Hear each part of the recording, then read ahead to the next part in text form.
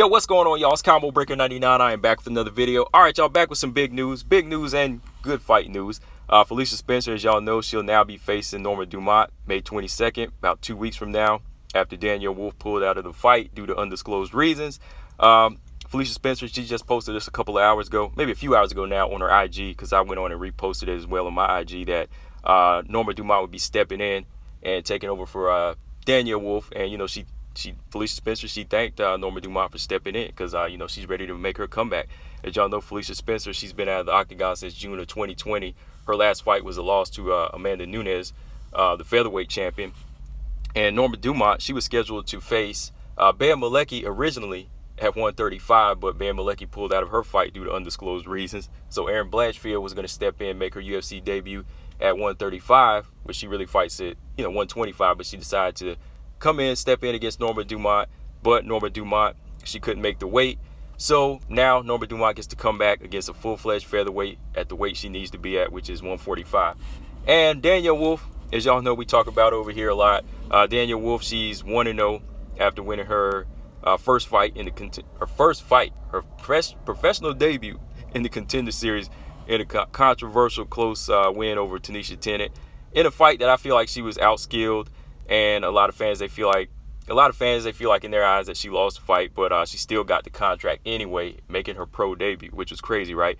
So, my opinion about this fight now, between Felicia Spencer and Norma Dumont, I like this fight a lot better. I'm glad that the fight is off between Spencer and Danielle Wolf, for one, because I feel like she just would have been too much for Danielle Wolf, too much experience.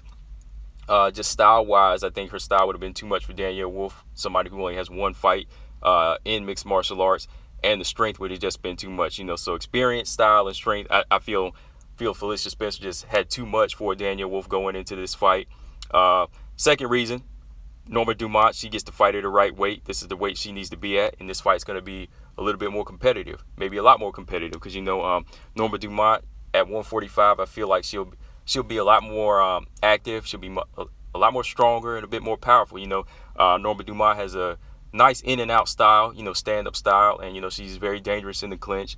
I feel like that's a style that could clash well with Felicia Spencer, maybe slow Felicia Spencer down if Felicia Spencer doesn't dog her out early, with that bull rush style and just overall aggressive style where she can just go in and kind of ragdoll some of these fighters. So I think this is a good fight where Norma Dumont needs to be, and I think she'll make it more of a challenge than Danielle Wolf could have, because like I said, Danielle Wolf,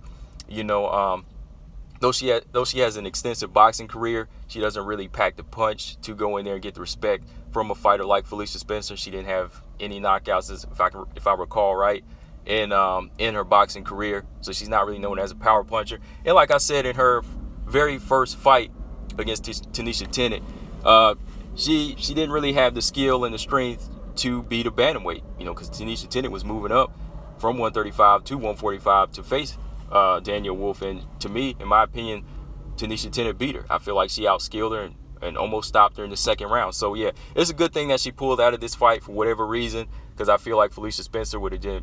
I just feel like Felicia Spencer would have been too much for her.